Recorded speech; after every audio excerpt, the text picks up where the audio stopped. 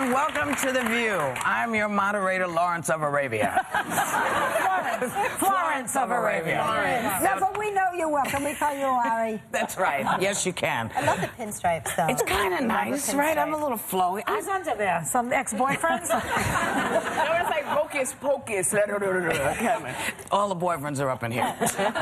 Now, tomorrow night, President Obama has a primetime press conference on health care, and sources tell the Washington Post his time slot was changed so he wouldn't conflict with a very special episode of America's Got Talent featuring Susan Boyle. So really the question is pop culture more important than politics? Now, you have an interesting take on it, Barbara. Well, I think what else is new? I mean, people want to watch entertainment. From, I think it's 8 to 11 is the prime time, and right. people want to watch entertainment. That's why we have the Sunday shows that deal with news. Those of us who are in news, would love it if everybody was interested in news all night long instead of entertainment. The reality is they're not. They've had a hard day, and they're working, and they want to come home and be entertained. But I don't agree with that. Well, you may not agree, but this has been this way since the beginning of every network. Although news has gotten more entertaining. It is the way it is. It's the way it is. Yeah, but I think that it's such but it's such an important subject right now, and there's an urgency. You know, Obama's point is America's got talent, but it don't got health care. And that's his point. But I don't agree with you. Her question was entertainment shows. If you want to watch the presidential press conference, fine. A great many people, truthfully, don't. And all the networks do not automatically say yes, that they'll carry it. I think that's a very smart man who goes, if they're going to him going, this is what's going on at this time, he's like, I don't want to compete against that. I want choice.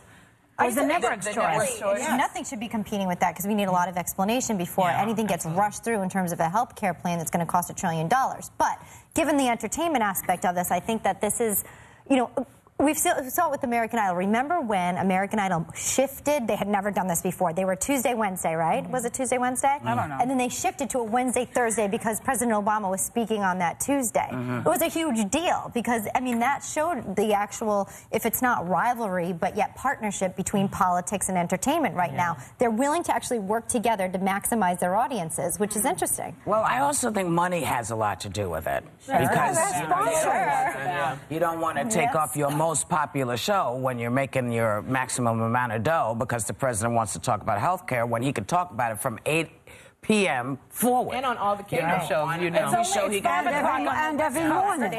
It's 5 o'clock on the West Coast. Yeah. So it's not prime time. People are still home, but if he speaks at 9 o'clock, there's no guarantee, especially in L.A., that anybody's going to be home by 6. No. Well, there's a lot of people on the West Coast, not just California. The president has been on every program practically there is. We've had times when we have been preempted. It would be a wonderful world if people cared more about politics and issues than about entertainment. But in the prime time, they usually care about entertainment. That's the way it's been. Well, here's what happens. You get the kids down for bed. You just need a minute to just, like, hear somebody sing. That sounds, you know, a little bit better than you do to your kids at night. You want a little bit of a break, and then you get to the news. That's how we do it in our house. We want a little fun, you want to see and then somebody we do go the news. samba. You know, I want to see somebody breakdancing to just relax me. And so, then, in fact, we will be able to see Susan Boyle tonight because in a Today Show interview with Susan Boyle that airs tomorrow, she talks about the downside of her sudden rise to fame, saying it hit her like a giant demolition ball that took her a while to get her head around. It was with Meredith, right? Meredith Vieira. Yes. Did you see the pictures of her? Susan had a makeover beyond belief. She looks fabulous.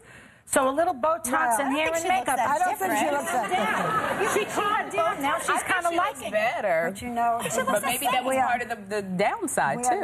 Everybody's talking about her looks. We are now talking about Susan Boyle, but all of these people who become overnight sensations. And I remember one of the major cases was Al Pacino after he did The Godfather, when he was suddenly world famous and went by his own, had talked about it, went into a depression because it's very hard to handle overnight fame. Your friends, many of them leave you. People want money. They think that you're different. You feel you have to top yourself. Whatever. Also, do your fans feel like they can just say anything to you or you know, come in your private space, all that stuff? What about David Hasselhoff is here today from America's Got Talent. So I wonder what his perspective. Who's preempting President Obama. Exactly.